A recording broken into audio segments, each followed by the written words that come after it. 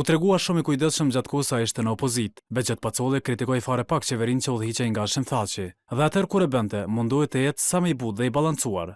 Presidenti i Kosovës ishte i pari që shkeli kushtetutën.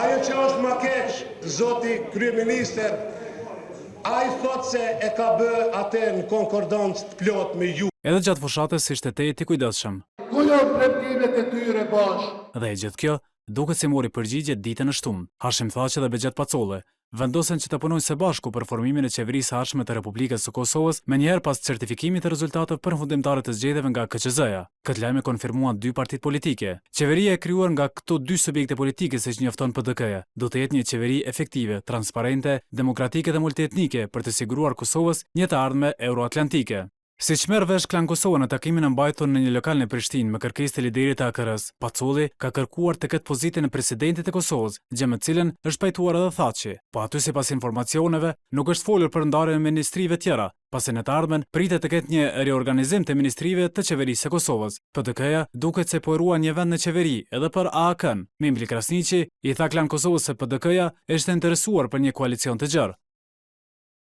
Por sekretari i përgjithshëm i AAK-s Borem Ramadani tha se PDK-ja nuk ka asnjë arsye të ftojë këtë parti për negociata, pasi AAK-ja, siç tha ai, e hedh poshtë mundësinë e koalicionit mes këtyre dy subjekteve.